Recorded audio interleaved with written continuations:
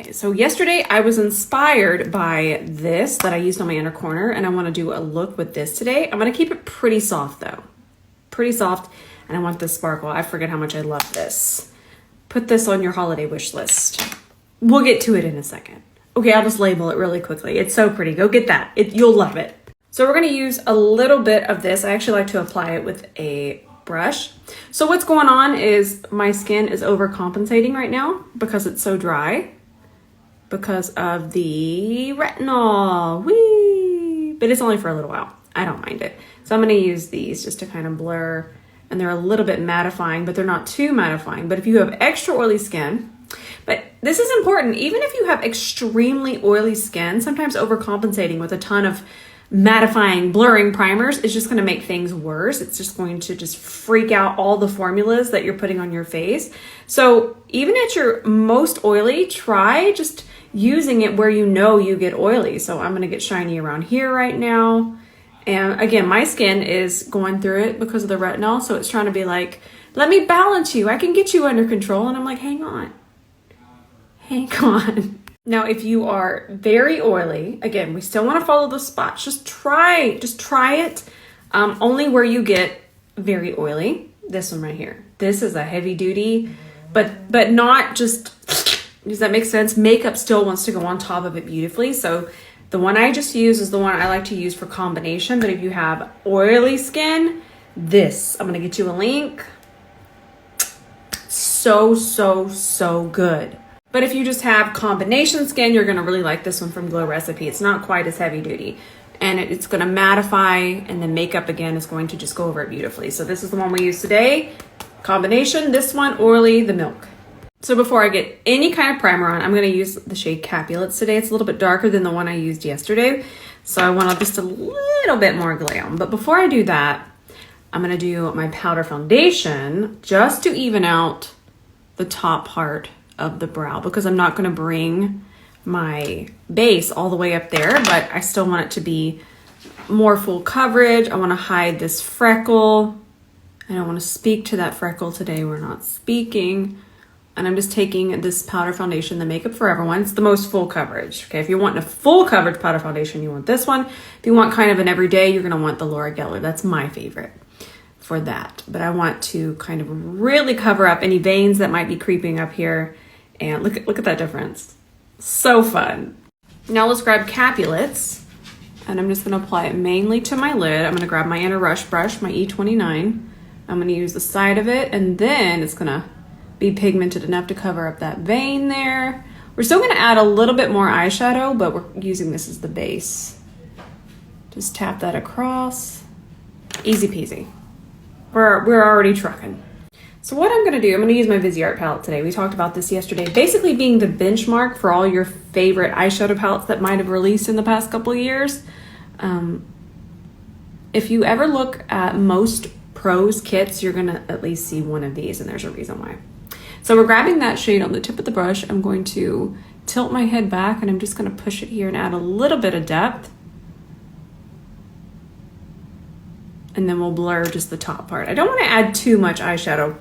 I want this to kind of be the star, but I did want a little bit of depth. Now let's take a little bit of this shade right here, take it on the tip of the brush, and just tap and blur that into those first transitions.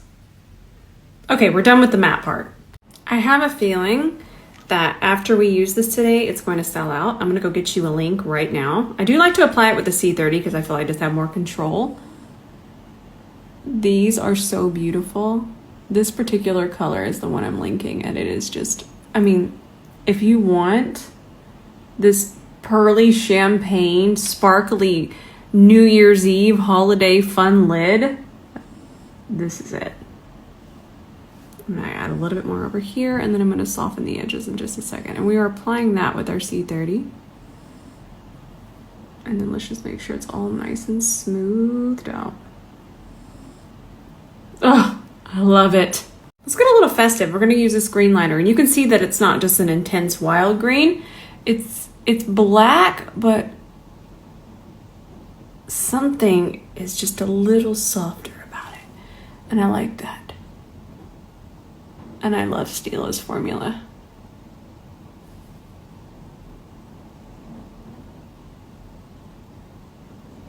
And then I'll just perfect it. I'm gonna use my Cover FX foundation, and this is just your friendly reminder. If it's a liquid, any type of liquid, it could have been this. I shake this before I use it. Give it a shake. Makes a difference. We got our Cover FX foundation, shade M3. And I know that we all need coverage in different areas of the face, but that being said, the perimeter of the face, this outer part, the jawline, it's always a good idea to start there with the heaviest application. And the reason why is because the center of the face is the part of the face that normally has wear time issues. So when we just focus it here, we wind up kind of sabotaging our makeup later. So start your coverage from the outer part. No matter how much coverage you're after, even if you need more coverage in the center, start on the outer part of the face first and work your way in. You can always build up in the center later, but it's best to not start here and then work out. Start from the outer part and work in. I'm in a smidge of a hurry, but y'all know that I never just run through all maniacal. But I did already blend out my concealer, and we're doing our House Labs today. And the concealer brush from the Essential Travel Kit. But I will say, what I like to do is I did apply most of it underneath my eyes. And this is something I like to do because a lot of times these applicators, they apply too much. Just about any concealer applicator like this applies way more concealer than you normally need. So I'll just do the 2 lines underneath my eyes, and then I'll start to take that from there. And then I was highlighting, very lightly highlighting with the excess through the center of my face. I used my P. Louise blush today, and I used the shade Lychee Lady. I love this color. I love it so much. And if you've ever put your blush on and you're thinking, ah! We've all been there. The moment we put powder on this, any kind of powder, especially a powder closer to your skin tone, it's going to absolutely, I don't want to say dull it, but it would be the correct word. It is going to kind of soften it. That's a better way to put it. It's going to soften it, and doing your blush a little bit more intense is never a bad idea because blush tends to fade. I'm going to set with my One Size Ultra Pink powder. See that? That's what I was talking about. Don't be afraid of the blush. Let's grab capulets again. And I'm just gonna put a little bit underneath here. Then I have an E28, just a little bit flatter and more precise than the E29. And I'm just gonna press that underneath my lash line.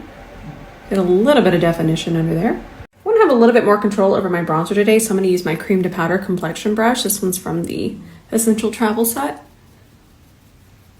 And I'm just gonna press it pretty close to my hairline. I didn't want too much bronzer today. I like the flushiness of the blush, but I wanted a little bit more shape to the face. And it might look like I'm pulling, but I'm bouncing that brush up and down. We're gonna get more coverage that way. I still haven't tried the NYX ones, but I know I love this one from About Face, and it actually lasts a long time, and it's a really pretty color. And this one smells like cherries, and I just love it. Look at how pigmented it is, but it's so glossy. And then we're going to apply our lip liner next. I'm gonna do Sephora Collection Dress to the 90s. If I can get it open. Okay. And since this is a gel lip liner, it pairs so nicely with any kind of gloss like this. Get out here, you little fuzzy. Anything shiny like this, it pairs beautifully. Oh yeah. And then my Sephora Collection Rouge Gel Lip Liner. And it's a gel, so if you like a glossy lip, this type of lip, this lip liner pairs perfectly with that formula. Finish up with a little bit more of that Dazzle stick on our inner corner. The E27 was actually designed with inner corner in mind. So it fits in here perfectly because it's a little angle. All right, we're done. I'm actually gonna go get my hair relayered. I'm very excited because right now I look like a Cocker Spaniel. My fringe is so heavy in the front, it just looks like Cocker Spaniel ears. Let's go get that fixed.